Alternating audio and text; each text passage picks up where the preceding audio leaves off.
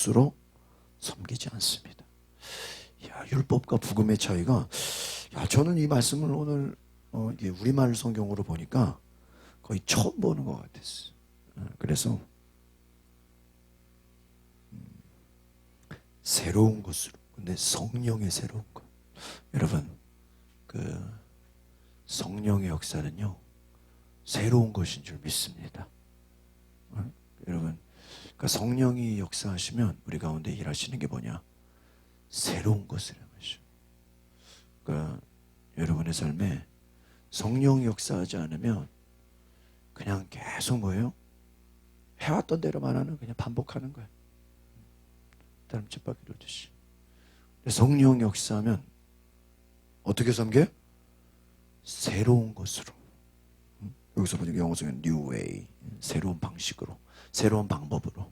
그러니까 하나님을 섬기기는 섬기는데 이전에 해왔던 방식하고 어때요? 달라. 여러분, 우리가 한 5년 전, 10년 전만 해도 10년 전만 해도 스마트폰이 있었어요? 없었어요? 없었어. 다 그냥 폴더폰으로 전화했어. 근데 아마 옛날에 있었던 사람들이 스마트폰을 봤다면 기절했을 거예요.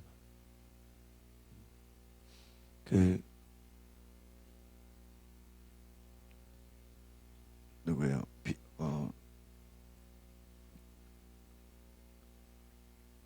마이크로소프트가 빌 게이츠인가요? 맞아요? 그 사람이 꿈이 뭐였냐면은 앞으로의 시대는 사람들이 각 방마다 컴퓨터가 있을 거다. 그때 한 집에 컴퓨터 한 대 있기도 어려웠는데 방마다 뭐가 있을 거다? 컴퓨터가 있을 거다. 그러니까 실제로도 그렇게 됐어요, 안 됐어요? 됐죠. 근데요, 스티븐 잡스는 무슨 생각을 했냐면 사람들이 그 컴퓨터를 손에 들고 다닐 거다 그랬어. 그래서 마이크로소프트는 컴퓨터 PC만, 윈도우에만 신경을 썼어. 그런데 스티븐 잡스는 사람들이 그 컴퓨터를 손에 들고 다니, 주머니에 넣고 다닐 거다 그랬어. 아마 그 당시에 핸드폰도 없었던 시대일 거예요. 그 말을 했을 때는. 그러나 그게 지금에 와서 다 어떻게 됐어요? 다 이루어졌어. 이루어졌어. 그래서 우리가 하나님을 섬기는 것도 옛날에는 전통적인 방법으로서 과거의 방식에서 완전히 달라지는 시대가 될 거예요. 그래서 여러분이 로마서를 공부하면서 이 성령의 새로운 방식, 또 앞으로 이 전염병과 또 이 뭐예요? 장마, 이런 자연재해, 이전에 없었던 일들이 막 일어나잖아요. 결국 이게 우리가 전도하기 어려울 것 같죠. 그러나 반대로 생각해 보면 접근하면은 오히려 전도가 더 쉬울 수도 있어. 그래서 우리가 하나님 앞에서 새로운 방식으로 사역할 수 있는, 오늘 제가 그런 마음을 얻게 됐어요. 여러분 안에 하나님의 어떤 새로운 방식으로 일할 수 있는 은혜를 주시기를 바랍니다. 네, 말씀을 듣겠습니다.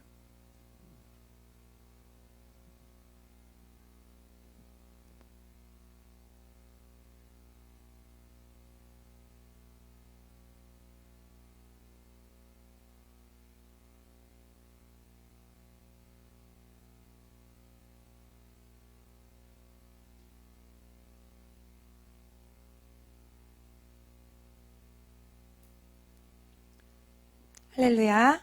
함께 오늘 비판하지 말라라는 말씀으로 함께 하나님의 말씀 나누겠습니다. 로마서 2장 1절부터 8절까지 함께 합독합니다. 그러므로 남을 판단하는 사람아, 누구를 막론하고 내가 핑계하지 못할 것은 남을 판단하는 것으로 내가 너를 정죄함이니 판단하는 내가 같은 일을 행함이니라. 이런 일을 행하는 자에게 하나님의 심판이 진리대로 되는 줄 우리가 아노라. 이런 일을 행하는 자를 판단하고도 같은 일을 행하는 사람아, 내가 하나님의 심판을 피할 줄로 생각하느냐? 혹 내가 하나님의 인자하심이 너를 인도하여 그의 인자하심과 용납하심과 길이 참으심이 풍성함을 멸시하느냐? 다만 내 고집과 회개하지 아니한 마음을 따라 진노의 날 곧 하나님의 의로우신 심판이 나타나는 그날에 임할 진노를 내가 쌓는도다. 하나님께서 각 사람에게 그 행한 대로 보응하시되 참고 선을 행하여 영광과 존귀와 썩지 아니함을 구하는 자에게는 영생으로 하시고 오직 당을 지어 진리를 따르지 아니하고 불의를 따르는 자들에게는 진노와 분노로 하시리라. 아멘. 예. 하나님께서는 언제나 우리에게 우리의 최선의 모습, 우리의 가장 좋은 모습을 기대하면서 보고 계세요. 왜냐하면 하나님은 우리를 사랑하시기 때문에 우리가 자녀에게 잘될 모습을 꿈꾸고 또 좋은 모습을 보면서 양육하면서 기다리듯이 하나님께서도 우리에게 가장 최고의 모습을 꿈꾸면서 기다리시는 거예요. 사랑은 이렇게 기다릴 수 있게 하는 거예요. 어떤 사람에 대해서 기대하고 기다릴 수 있어요. 기대할 게 없으면 기다리기가 어렵겠죠. 그래서 하나님은 우리를 너무나 사랑하시기 때문에 우리에 대해서 더 거룩하게 바뀌고 변화될 모습을 꿈꾸시면서 우리를 기다려 주십니다. 제가 지난주에 굉장히 잘 들은 그 간증이 있거든요. 천국과 지옥을 갔다 오신 미국 목사님이신데 케빈 제다이라는 목사님이세요. 여러분 궁금하시면 유튜브에 쳐서 해놓으시면 워낙 유명한 분이라 그런지 누가 그 해석까지 자막까지 달아놓으셨더라고요. 그런데 이제 자막을 봐도 그 내용이 되게 심오해가지고 다 알아듣지 못했는데 어떤 게 되게 기억에 남냐면 일단 이분이 그 치과 수술을 하기 위해 1시간 정도 걸리는 치과 수술이었대요. 사랑니를 빼고 뭐 잇몸이랑 이렇게 부정교합되는 것 때문에 1시간 정도의 어떤 그런 수술을 하려고 누워서 마취를 했는데 마취를 하자마자 영혼이 몸을 떠나갔다는 거예요. 그래가지고 의사, 간호사, 그리고 간호조무사가 이렇게 3명이 있는데 자기가 영이 딱 떠나가서 의사 바로 뒤에서 어깨를 탁탁 두들겼대요. 내가 여기 있고 지금 뭔가 잘못됐다. 그런데 영으로 그 사람을 만지기 때문에 만져지지가 않았다는 거죠. 이 부분은 천국 갔다 온 분들 거의 다 똑같은 얘기 하시죠. 그래서 만져서 내가 지금 문제가 생겼다고 얘기를 해도 못 알아들어서 이거 어떻게 해야 되나 이러고 있는데 뒤에서 예수님이 케빈 이러면서 부르시더라는 거예요. 그래서 자기가 딱 뒤돌아봤는데 놀라운 건 그분의 눈이 불길 가운데 있대요. 불꽃 가운데 있는데 그 눈을 딱 응시하는 순간 예수님의 눈 속에서 자기의 아주 엄마 뱃속에서부터 모습이 딱 이렇게 그려진대요. 그래서 그때부터 나를 엄마 뱃속에 생기기 전부터 나를 보고 계신 분이었다는 것을 알 수 있었다는 거예요. 그냥 말하지 않아도. 그래서 그 눈을 응시하면서 이분이 나의 창조주구나. 이분이 나의 참 부모가 되시는구나를 그냥 알 수 있었대요. 그리고 나서 제가 지금 얘기 드리는 이유는 그리고 나서 자기가 뒤를 돌아서 자기 그 누운 몸을 보는데 자기 누운 몸이 머리부터 발끝까지 빛 가운데 영광 가운데 있더래요. 막 빛이 임하더니 자기 외모가 변하더라는 거예요. 그래서 원래도 좀 호남형이시거든요. 근데 자기 외모가 너무 멋있게 변해가지고 놀랐대요. 그래서 예수님 제 모습이 왜 저래요? 그랬더니 이게 내가 너를 바라보는 모습이다 이렇게 말씀하시더래요. 그래서 주님이 우리를 바라보실 때 그 변화된 아름다운 모습으로 거룩한 모습으로 항상 우리를 그렇게 보신다는 거죠. 예. 그래서 이분이 이제 천국에 갔는데 천국 가서도 그 아는 성도들을 봤는데도 딱 바로 알아보질 못하겠더래요. 웬고하니 그분들도 그 영광 가운데 그분들의 예전 모습을 생각하지 못할 정도로 아름다운 모습으로 변해가지고 한참 동안 눈을 응시하고 누구였지 이분이? 이렇게 생각해야 될 만큼 그렇게 아름답게 변하더라는 거예요. 그래서 제가 사실 예전에 어떤 목사님이 설교 들을 때 막 농담을 잘하는 목사님이셨어요. 그때 여기 앉아있는 좀 덜 생긴 분들은 이게 죄로 타락해서 그런 거라는 거예요. 그래서 저런 얘기가 뭐가 있어. 말이 안 돼 이랬는데 뭔가 타락했다고 말하긴 그렇지만 어쨌든 하나님께서 우리를 보시는 모습은 이 모습은 아니라는 거죠. 그래서 굉장히 영화롭고 아름다운 그런 모습으로 본다는 거예요. 그러니까 하나님께서 우리를 보실 때 그런 모습으로 보기 때문에 쓰러지고 넘어지고 실패해도 한결같이 우리를 기다려 주실 수 있는 거죠. 그런 영광 가운데 우리를 보신다는 건 그 안에 충만한 사랑으로 우리를 보신다는 거죠. 우리도 아이들 양육할 때 내 마음이 편하고 내 배가 부르면 똑같은 아이가 우유를 쏟는 실수를 해도 아 그래 괜찮아 그냥 닦으면 되지 이러잖아요. 우리 마음이 충만하면. 근데 육적으로도 우리가 지치고 막 배가 고프고 뭔가 환경도 힘든데 갑자기 똑같이 우유를 쏟았어요. 그럴 때 너는 왜 이렇게 우유를 쏟니? 이러고 화를 내잖아요.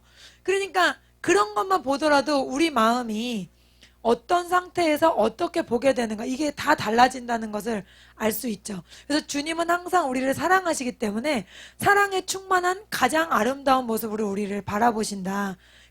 우리가 비록 실패했을 때라도 실수했을 때라도 하나님은 그 시각을 놓지 않으신다는 것을 여러분 기억하시기 바랍니다. 아멘. 그래서 베드로전서 4장 8절 함께 읽습니다.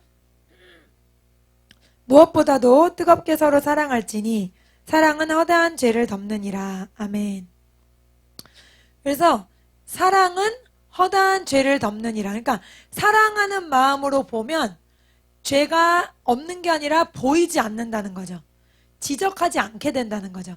그래서 오늘 본문을 보면 남을 판단하는 사람아 누구를 막론하고 핑계하지 말라 하시면서 남을 판단하는 것은 너를 정죄한다. 즉 네가 죄 가운데 빠진다는 거야. 하나님이 남을 판단하지 말라고 했는데 내가 남을 판단하면서 남이 잘못한 걸 판단하면서 내가 하나님께서 하지 말라는 것을 했기 때문에 죄 가운데 빠져 있다는 거죠. 그 순간. 그래서 이런 일을 행하는 자에게는 심판이 진리대로 된다는 것을 기억해야 된다는 말씀입니다. 그래서 이렇게 판단하고도 같은 일을 행하는 사람아 내가 하나님의 심판을 피할 줄로 생각하느냐. 우리가 이제 교회 공동체 안에서 서로 다른 사람들이 성령으로 모여있기 때문에 우리 눈에 옳지 않아 보이고 또 이상해 보이고 부족해 보이는 게 너무나 많을 수가 가족끼리도 서로 그렇게 시각이 다른데 어떻게 교회 안에서 그게 다 같을 수 있겠어요. 그러나 그것을 우리가 생각할 때 주여 제가 이렇게 또 판단을 했습니다 하고 이렇게 하나님께 내려놓고 그 사람이 이런 면들이 보이니 하나님 저를 도와주시고 저분에게 고칠 것들이 있다면 하나님 다루어 주옵소서 이렇게 하는 게 베스트겠죠. 근데 우리는 또 우리도 모르게 그것을 말하게 되고 또 나누게 되는 그런 단점들이 있다. 근데 그 케빈 제다의 목사님한테 그 예수님이 해주신 말씀 중에 되게 중요한 게 한 개 떠오르는 게 또 이런 말씀하셨대요. 예수님이 세상에 있는 성도들이 성경에 있는 말씀들을 너무 그대로 받아들이지를 않는다는 거죠. 그러니까 주님은 이렇게 판단하는 사람에게 심판을 받는다고 경고하셨잖아요. 그런데 우리는 뭐 그런 거 갖고 혼내시겠어? 이런 마음이 좀 많이 섞여 있다는 거예요.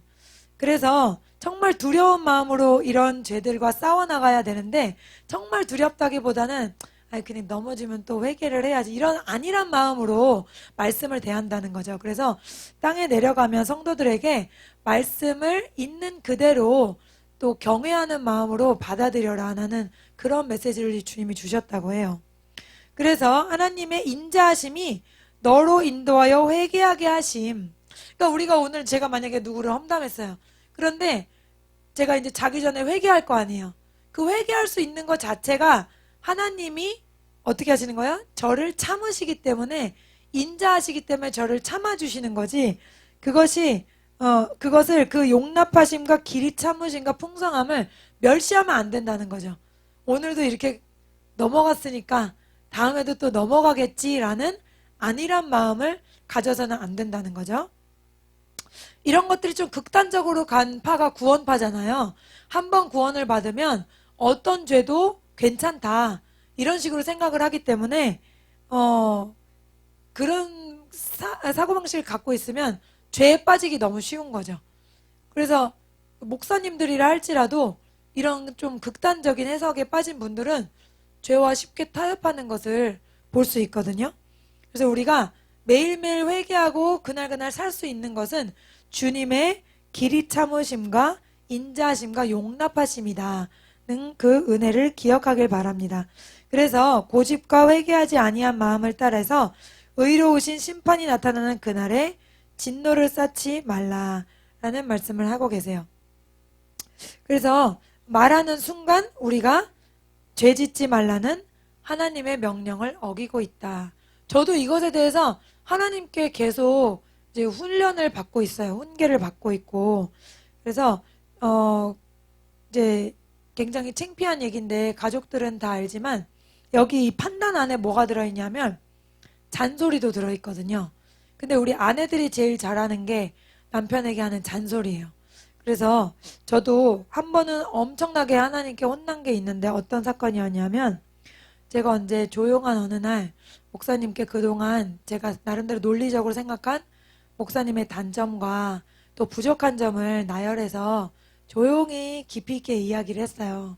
1절만 했으면 혼나진 않았을 텐데 혼자 필 받아서 2절도 하고 3절도 하고 뭔가 느낌이 이상하다 싶었는데 항상 제가 무슨 말을 해도 제가 억울하다고 느끼는 건 목사님은 아무 말도 안 하세요. 같이 싸우면 같이 그래 우린 싸웠어 그리고 같이 화해하면 좋겠는데 항상 저 혼자 지적하다가 목사님은 알겠다 그러고 이제 끝나니까 뭔가 이상한 느낌적인 느낌을 느꼈는데 그리고 이제 목사님이 수련회를 가신 거죠.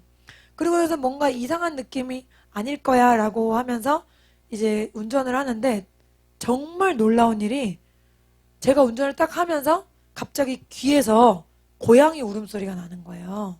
근데 제가 제일 싫어하는 동물이 고양이에요. 동물들 다 안 좋아하지만 죄송합니다. 동물 애호가들 분들에게 그냥 동물이 안 좋아요. 근데 고양이는 그 중에서 제일 싫어요. 근데 고양이가 정말 제 귀에서 울리는 거예요. 이거는 밖에 있는 고양이가 절대 아니에요. 그리고 제가 달리고 있었기 때문에 고양이가 밖에 고양이가 그렇게 크게 울 수가 없잖아요. 갑자기 온몸에 털이 다 서면서 이게 무슨 고양이 소리지? 이랬는데 그 차를 달리다가 갑자기 설 수가 없잖아요. 그래서 주님 제발 잘못 들었기를 바랍니다. 고양이 소리가 아니겠지요. 하고 한 10분 정도 가는데 또 야옹 이런 소리가 나는 거예요. 그래서 너무너무 정말 하늘이 무너진 것 같아요. 전 귀신보다 고양이가 더 무섭거든요. 귀신은 예수 이름으로 가라 그러면 가는데 고양이는 안 가잖아요. 그래서 전 고양인 거예요. 또 그것도 되게 애기 고양이 목소리. 불쌍한 고양이 목소리. 그래서 이거 어떡하지? 그리고 이제 그때 이제 신은정 집사님 집에 가서 윤희와 혜gen이를 데리고 오는 그 길이었어요. 그래서 이제 돌아오는데 애들을 태우고 왜 애들까지 있는데 고양이 소리가 나진 않겠지 또 그런 거예요. 하나님의 애들을 사랑하시니까 애들 있을 때는 고양이 소리가 안 날 거야. 그런데 또 고양이 소리가 이양 그래서 애들이 갑자기 엄마 이게 무슨 소리야 이러면서 막 깜짝 놀라는 거예요. 그래서 엄마도 모르겠어. 무슨 일이지 이게? 막 그러면서 얼버무렸는데 저는 왜인지 느낌이 오고 있었죠. 이게 재앙이구나. 그리고 그 집에 간신히 갔어요. 정말 너무 무서워서 고양이가. 근데 차를 내려서 어디를 쳐다봐도 고양이가 없는 거예요. 밑에를 쳐다봐도 없고 차 뒤를 쳐다봐도 없고 오만 트렁크랑 다 뒤질 수 있는 다 뒤졌는데 없는 거예요. 그래서 제가 인터넷을 또 뒤졌거든요. 뒤졌더니 아주 드문 경우에 야생동물이 차랑 차 바닥에 있는 무슨 철판 같은 얇은 철판이 있대요.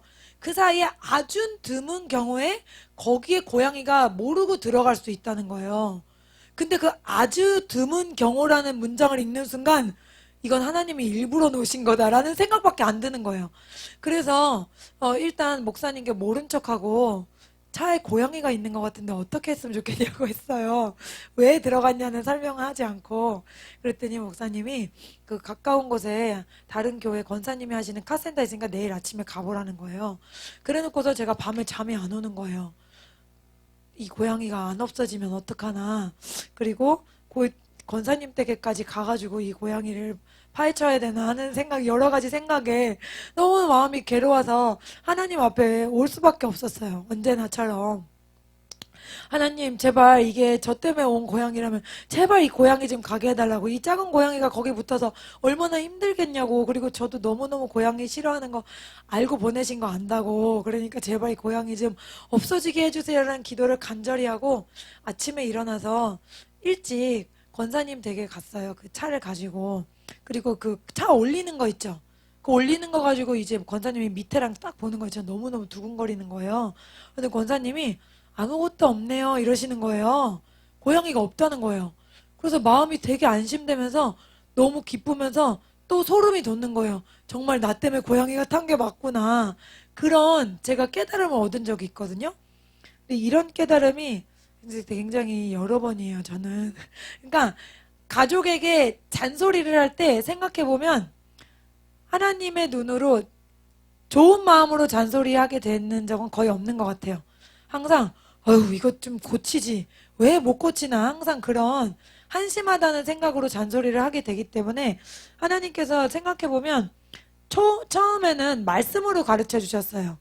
이렇게 온유한 마음을 품으라, 또 온순한 말을 하라, 또 뭐 남편에게 순복하라, 뭐 그런 거 있잖아요. 참고 인내하라, 뭐 그런 말씀들로 가르쳐 주셨었는데 그런 것들을 제가 또 이렇게 넘어가고 하나님의 긍휼하심을 우습게 여기니까 하나님이 그런 어떤 극단적인 처방도 내리시더라고요. 제가 느낀 건 하나님은 어떠한 판단도 기뻐하지 않으시는구나. 정말 내 말을 듣고 계시는구나. 라는 그런 것을 느꼈습니다. 그래서 이렇게 우리가 가족들에 대해서도 잔소리할 때 조심해야 되고 또 교회 공동체 안에서 다른 사람을 판단할 때 조심해야 하는 것이 8절에 보면은 당을 지어 진리를 따르지 아니하고 이렇게 되어 있거든요. 그래서 교회 안에서도 우리가 비슷한 사람들끼리 당을 지을 수 있다는 거죠. 물론 나랑 조금 더 잘 맞은 사람이 있을 수 있어요. 그렇지만 당이 굳어져 있는 교회일수록 건강하지 않은 교회예요. 어떤 교회는 탁 새신자가 들어가면 이렇게 막 맞아주고 일로 오세요 또 일로 오세요 이런 교회가 있거든요. 어디든지 들어갈 수 있는 그런 교회, 그런 교회는 정말 그리스도의 사랑으로 충만한 교회예요. 그런데 어떤 교회는 너무 그 결속이 심해서 어디에도 낄 수 없을 것만 같은 그런 뭔가 위협 아닌 위협을 느끼는 곳이 있거든요. 그런 곳은 당이 강하게 지어져 있는 곳이에요. 거기에서는 성령이 역사하실 수 없겠죠. 그러니까 우리 교회가 어떤 교회가 돼야 될까요? 어떤 속회에 들어가더라도 어떤 사람이라도 맞아주고 들어주고 이해해주고 위로해줄 수 있는 그런 곳이어야 된다는 거죠. 목사님이 예전에 설교 때 말씀하신 것이 기억나요. 어떤 목사님이 그 새로운 교회에 가서 막 목회를 열심히 하시려고 하는데 기존에 있는 그룹들이 너무 강하게 결속이 되어 있어서 새신자만 오면 아무도 껴주지 않는다는 거죠. 그래서 결국에는 부흥하지 못하도록 가로막는 그 세력들 때문에 목사님 목회가 굉장히 그 장애가 컸다, 그런 얘기 들은 게 기억나거든요. 그래서 우리 교회의 그룹이 건강하고 성령에 충만하다면 당이 강하지 않고 그룹이 있다, 성교회가 있다, 또 속회가 있다 하더라도 누구든지 환영하고 받아줄 수 있는 그런 그룹이 되어야겠습니다.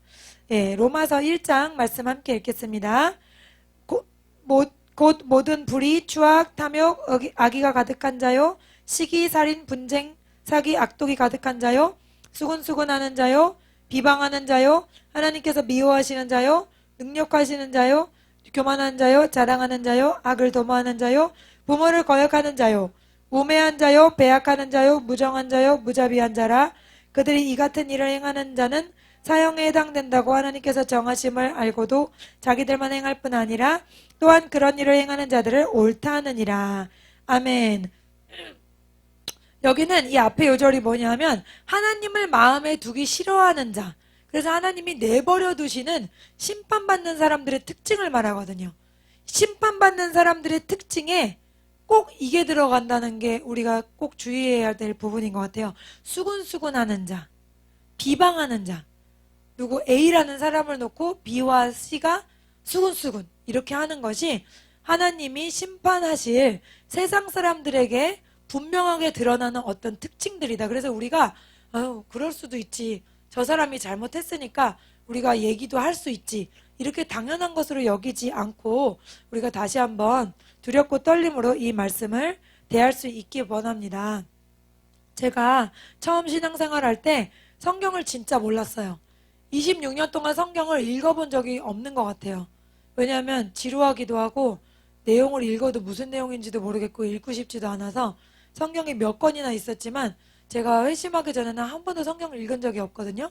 그리고 나서 이제 학원 강사를 하고 나서는 그때부터 이제 조금씩 읽는데 이런 요절들이 구체적으로 있다는 걸 잘 몰랐어요. 그냥 도덕적으로 남이 없는 데서 그 사람 이야기를 하면 안 되지. 그냥 이 정도인데 그 정도 가지고는 이렇게 하나님을 두려워하게 되지를 않더라고요.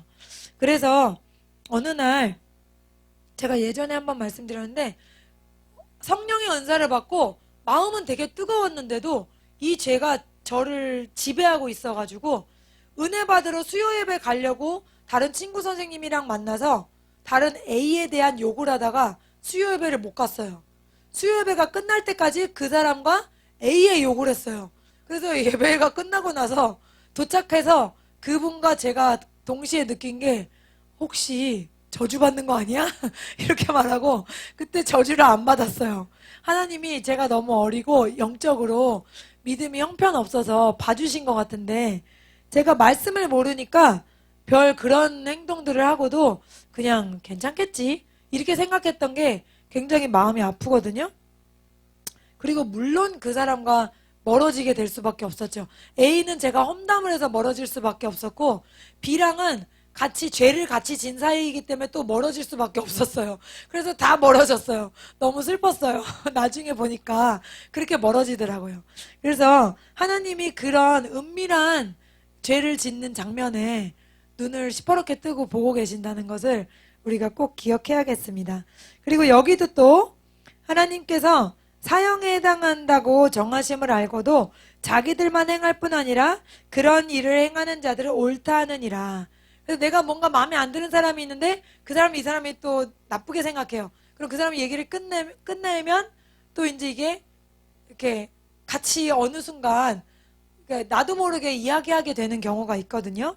그러니까 이게 악한 말을 할 때는 비방을 할 때는 쉽게 무리가 지어진다. 좋은 말을 할 때는 무리가 지어지지가 않을 때가 더 많아요. 우리가 본성이 악하기 때문에 나쁜 쪽에 이렇게 더 쏠리기가 쉽다는 거죠. 그래서 우리가 다른 사람의 이야기를 하면서 그룹이 지어지지 않도록 또 조심해야 합니다. 특히 성경에서 왜인지 이야기는 구체적으로 안 해요. 그런데 그 성경에서 이렇게 딱 정확하게 여자들 조심해라 이런 말씀이 있거든요. 제가 그래서 한번 찾아왔습니다. 디모데전서 3장 11절 여자들도 시작 여자들도 이와 같이 정숙하고 모함하지 아니하며 절제하며 모든 일에 충성된 자라야 할지니라. 아멘. 다시 한번 쉬운 성경으로 읽겠습니다.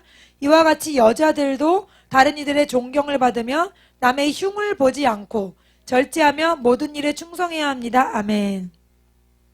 여기가 이제 전에 제가 몇 주 전에 말씀드렸던 집사의 기본 자격에 대해서 설명하시는 부분이에요. 꼭 여자들은 조심해라 이렇게 말씀을 하셨는지 이유는 모르겠지만 알 것 같아요. 알 것 같지 않으세요? 이게 모여가지고 남 얘기하는 사람들은 거의 다 남자들은 안 그래요. 남자들 제가 남자가 아니어서 그런지 모르겠지만 남자들 그룹은 거의 뭐 운동 얘기나 뭐 차 얘기나 세상적인 얘기를 해도 뭐 그런 얘기를 하고 이렇게 뭐 그러지 이렇게 여자들처럼 누구 한 명을 놓고 이렇게 그룹 지어서 막 그런 거는 여자들만큼 강한 것 같진 않아요. 어떤 성향 때문에 그런지 모르겠는데 우리가 말을 좀 더 잘해서 그런지 뭔지 아니면 질투심이 강해서 그런지 어쨌든 그런 약점이 있다는 거죠 우리에게. 그래서 주님께서 이렇게 여자들은 남의 흉을 보지 마라 이렇게 써놓으셨다는 것을 우리가 기억해야 되고요. 이게 한 부분이 아니었어요. 디도서 2장 3절에 가면요. 다시 읽습니다. 늙은 여자로는 이와 같이 행실이 거룩하며 모함하지 말며 많은 술의 종이 되지 아니하며 선한 것을 가르치는 자들이 되고. 아멘. 디도서 2장 3절 쉬운 성경으로요. 나이 많은 여자들에게는 경건하게 살도록 가르치십시오. 다른 사람의 흉을 보지 말게 하며 술을 좋아하지 말고 선한 것을 가르치도록 해야 합니다. 아멘. 그래서 나이 많은 여자들도 뭘 조심하라? 남의 흉을 보지 않도록 조심하라. 이게 여자들이여 조심하라. 하나님께서 이렇게 꼭 집어서 이야기해 주신 부분에 대해서 그게 우리의 약점이 될 수 있다는 것을 우리가 기억해야 되겠습니다. 그래서 세상에서는 이런 객관적인 잣대에 의해서 지적을 받죠. 물론 잘못했다. 그러나 교회 안에서는 똑같은 사람이 교회 안에서는 허물의 가리움을 받고 위로를 받을 수 있어야 되는 거예요. 그래서 그 사람을 지적해서 바뀌면 얼마든지 지적하죠. 조이스 마이어 목사님이 이런 얘기 하더라고요. 아내들을 위한 설교를 하실 때 남편들에게 잔소리할 때 그 잔소리 중에 한마디라도 뭔가 능력 있는 말이라면 자기가 하라고 하겠다는 거예요. 10개면 10개, 100개면 100개, 10,000개면 10,000개 중에 하나라도 잔소리해서 남편이 바뀐 거 있는 사람 손 들고 얘기해 보래요. 근데 아무도 손을 못 들어요. 우리는 열심히 잔소리를 하는데 그 잔소리는 사람을 바꿀 수 있는 능력이 들어있지 않다는 거죠. 그래서 이렇게 잘잘못을 지적하는 것은 사람을 변화시키지 못한다. 오히려 그 사람을 믿어주고 기다려주고 그 약점을 위해서 기도하는 것이 하나님이 그 사람을 만지게 하시는 기회가 된다. 그런 말씀입니다. 한 가지 더해서 말씀을 전하는 목사님에 대해서 우리가 어떤 태도를 가져야 되는지 함께 나눠보기 원합니다. 민수기 12장 1절에서 2절 그리고 9절과 10절 같이 읽습니다. 모세가 구스 여자를 취하였더니 미리암과 아론이 모세를 비방하니라. 그들이 이르되 여호와께서 모세와만 말씀하셨느냐 우리와도 말씀하지 아니하셨느냐 하매 여호와께서 이 말을 들으셨도다. 여호와께서 그들을 향하여 진노하시고 떠나시매 구름이 장막 위에 떠나갔고 미리암은 나병에 걸려 눈과 같더라. 아론이 미리암을 본즉 나병에 걸렸는지라. 아멘. 예. 그래서 이 장면은 뭐냐면 모세가 구스 여자 에디오피아 사람을 아내로 맞이했다는 거예요. 그 일로 미리암과 아론 자기 누나와 형이 모세를 비방했어요. 그러면서 뭐라 그러냐면 하나님께서 모세랑만 얘기하나? 우리도 하나님의 음성을 들을 수 있는데 그러면서 모세에게 잘못했다 이렇게 지적을 한 거죠. 근데 이게 정확하게 잘못일 수도 있고 또 잘못이 아닐 수도 있어요. 왜냐하면 이 여인이 어떤 여인인지 정확한 정보가 나와 있잖아요. 구스 여인이라는 거 말고는 사실 하나님께서 이방 여인이라고 다 싫어하시는 건 아니거든요. 나오미의 며느리 룻은 모압 사람이었잖아요. 그런데 하나님이 그냥 받아주셨잖아요. 또 믿음을 보시고 또 여리고성 들어가기 전에 기생 라합도 이방인이잖아요. 근데 하나님이 그 사람의 믿음을 보시고 또 믿음의 조상 가운데 들어오게 하셨어요. 그러니까 단지 외국인이라서 마음에 안 들어했던 것만은 아닌 것 같아요. 믿음이 있었는지 없었는지가 더 중요한 포인트인데 여기서 일단 그런 부분이 나와 있지 않고 그런데 좀 아쉬운 부분은 일단 모세가 광야 생활할 때 이집트에서 도망갔을 때 이미 결혼을 했거든요. 거기서 아들 둘이 나왔거든요. 그런데 여기 이제 40년이 지나서 또 이렇게 뜬금없이 결혼을 하신 거는 형제 자매가 뭐라고 한마디 할 수도 있을 법한 이야기예요, 사실은. 그런데 여기에 대해서 하나님이 여기서 미리암에게 이게 뭐야, 문둥병이 낫게 하신다는 거 하나님이 딱 네가 잘못했다 이건 거죠. 제 차에 고양이 탄 것처럼 너다 이거죠. 미리암이 더 많이 말을 했는지 모르겠지만 아론이 똑같이 말했는데 미리암한테 이게 이렇게 번졌잖아요. 근데 모세가 아유 제 누나 좀 살려주세요 이렇게 간절하게 기도해서 이게 없어졌거든요. 그러니까 중요한 건 뭡니까? 이 형제 자매라 하더라도 하나님의 사람에 대해서 비방하는 말. 첫 번째는 하나님의 사람에 대해서 비방하는 말, 그리고 그냥 비방하는 말. 하나님은 이 둘 다 절대로 용납하실 수 없다는 거죠. 그래서 안타까운 게 이제 요즘에 가끔 이렇게 비리를 행한 목사님들의 얘기가 세상 뉴스에 나오잖아요. 그럴 때 참 마음이 아파요. 그 교회에 일부 장로님들이 이 문제를 가지고 세상 법정에 고소를 하는 거예요. 그러니까 얼마나 안타까워요. 물론 목사님이 법적으로 명백한 죄가 있으면 그거를 어떻게 그 자리를 떠나셔야 되는 일이 있을 수 있겠죠. 그러나 그런 일이라 하더라도 성경적으로 보면은 세상 법정에 그걸 가서 이야기할 내용은 아닌 거야. 아무리 어떤 죄라 하더라도.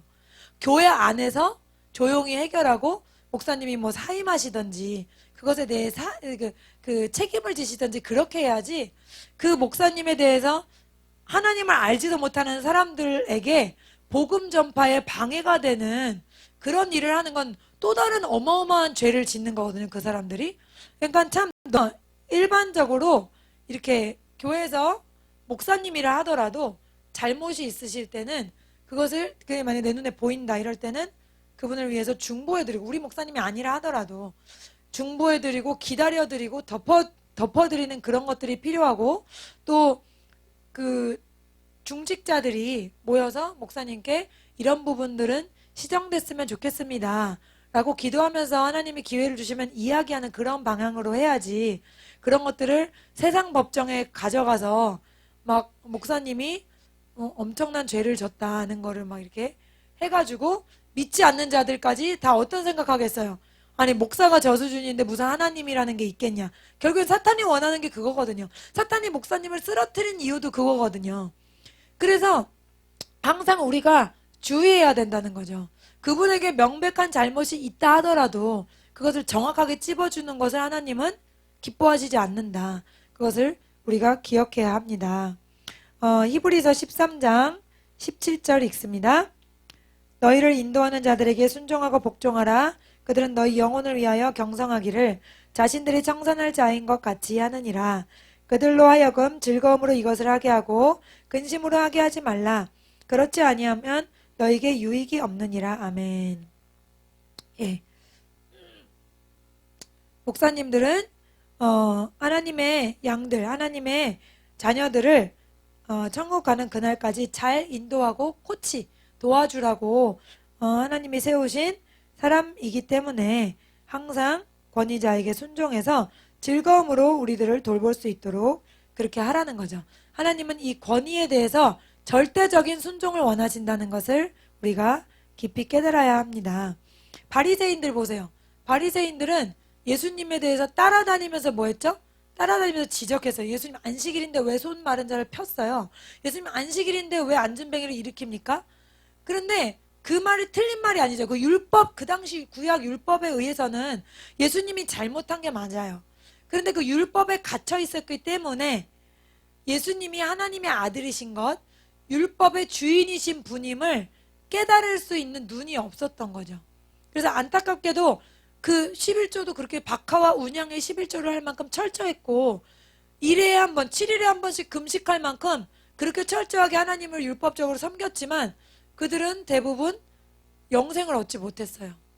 그런 어떤 그 태도 때문에 계속해서 예수님을 정죄하고 죄를 파헤치려는 그런 태도 때문에 그가 하나님께 속하지 않았다는 명백한 증거가 되는 거죠. 그런 부분이.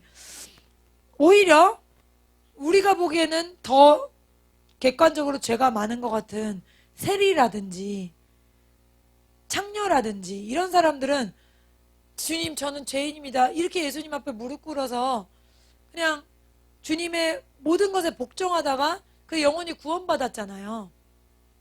우리가 생각하는 세리가 우리 지금 세리가 아니거든. 그냥 세금만 걷는 세리가 아니라 그 당시에는 로마가 세리에게 전권을 맡겨서 그 이스라엘 사람들의 세금을 걷어내는 건데 전권 안에 자기 주머니에 들어갈 그런 것들을 추가로 뜯는 사람들인 거예요, 결국에는. 그래서 이스라엘 사람들에게는 선한 세리라는 이미지는 거의 없는 거죠. 악인인 거죠. 그래서 그 삭개오가 예수님 앞에 회개할 때 뭐라 그래? 내가 남에게 잘못 취한 것이 있으면 몇 배로 갚겠다고 그렇게 말하잖아요. 그러니까 세리나 창녀는 명백한 죄인인 거죠. 우리가 보기엔. 근데 그 명백한 죄인도 예수님을 만나서 철저히 회개하고 겸손함을 가졌을 땐 그들이 영생을 얻었는데 오히려 겉으로는 대단한 믿음을 가졌던 것 같은 바리새인들은 구원을 못 받았다는 거죠. 그래서 이렇게 일일이 사람들을 정죄하고 또 판단하는 이런 습관들이 우리가 철저히 싸워야 할 습관들입니다. 마지막으로 두 요절을 읽고 마치겠습니다. 야고보서 1장 26절 누구든지 스스로 경건하다 생각하며 자기 혀를 재갈 물리지 아니하고 자기 마음을 속이면 이 사람의 경건은 헛것이라. 아멘. 열심히 예배드리고 입을 재갈 물리지 않고 하나님이 기뻐하시지 않는 판단과 정죄의 말을 한다면 그 예배드린 거 다 헛것이라는 거죠. 다 쏟아붓는 것이라는 거예요. 야고보서 3장 8절에서 10절 혀는 능히 길들일 사람이 없나니 쉬지 아니하는 악이요 죽이는 독이 가득한 것이라. 이것으로 우리가 주 아버지를 찬송하고 또 이것으로 하나님의 형상대로 지음을 받은 사람을 저주하나니 한 입에서 찬송과 저주가 나오는도다. 내 형제들아 이것이 마땅하지 아니하니라. 어떻게 하나님을 찬양하고 어떻게 그 똑같은 입으로 저주할 수 있겠냐는 거죠. 그래서 우리가 하나님을 택하고 주님의 인도하심을 택하고 저주와는 계속해서 싸워나가야 하겠습니다. 우리의 최종 목표는 예수님을 닮는 거죠. 주님은 우리를 거룩하게 하시기 위해서 그것을 완성하게 하기 위해서 성령을 우리 안에 주신 거잖아요. 그래서 우리의 최종 목표는 예수님인 거예요. 예수님의 모습을 보면 예수님은 한 번도 누구를 비난하지 않으셨잖아요. 바리새인이 계속 지적하고 했다고 제자들이랑 모였을 때 야 바리새인들 너무 심하지 않냐? 걔네들은 애들이 기본이 안 돼 있어 이러면서 막 예수님이 바리새인을 지적하거나 판단하는 말을 한 부분이 한 군데도 없어요. 말하시려고 했으면 얼마나 많은 내용을 말하실 수 있어요. 예수님은 완벽한데 말하시고 판단하실 수 있죠. 그러나 주님은 그런 말은 아무것도 하지 않으셨다는 것. 그런 것들을 우리 기억하면서 그리스도 예수의 마음을 품는 여러 성도들 되시기를 축복합니다. 함께 기도하겠습니다. 하나님, 저희들 판단하지 말라는 말씀으로 다시 한번 가르쳐 주셨습니다. 저희들 이 말씀을 너무나 쉽게 생각하고 고치면 되지, 나중에 하면 되지, 이렇게 저희들이 하나님 앞에 너무나 진지하지 않았던 것, 또 주님을 경외하는 마음이 부족했던 것을 이 시간 회개합니다. 주님, 이 말씀 있는 그대로 저희들이 두렵고 떨림으로 이 말씀을 지킬 수 있기 원합니다. 하나님 도와주세요. 저희들의 힘으로는 할 수가 없습니다. 성령님 도와주시고 저희들이 입에 재갈을 무리고 거룩하고 축복하는 말, 또 주님의 사랑으로 충만한 말을 할 수 있도록, 선포할 수 있도록 저희들을 사용하여 주시옵소서. 예수님의 이름으로 축복하고 기도합니다. 아멘. 오늘 말씀을 생각하면서 함께 주여 부르고 기도하겠습니다. 주여! 사랑해 주님 감사합니다. 오늘 저희들 말씀을 통해서 가르쳐 주시니 감사합니다. 하나님, 주님께서는 사랑에 충만하셔서 언제나 저희들을 가장 선한 모습으로, 가장 최고의 모습으로, 가장 아름다운 모습으로 우리를 바라보시는데 저희들은 주님의 사랑으로 충만하지 못하여 늘 이웃과 가족을 정죄하며 또 비판하며 판단하며 잔소리할 때가 많이 있습니다. 주님께서 이렇게 말씀으로 자세히 가르쳐 주시고 기록해 놓으셔서 저희들 스스로를 되돌아볼 수 있게 하시니 감사합니다. 이 시간 다시 한번 주님께 비침을 받기 원합니다. 성령님, 저희들의 마음을 비춰주시고 정결케 하여 주시옵소서. 넘치는 악을 내어버리기 원합니다. 판단하고 정죄한 죄를 주님 회개하기 원합니다. 용서하여 주시옵소서. 샤발랄랄랄랄랄랄랄랄랄랄랄랄랄랄 사발랄랄랄랄랄랄랄랄랄랄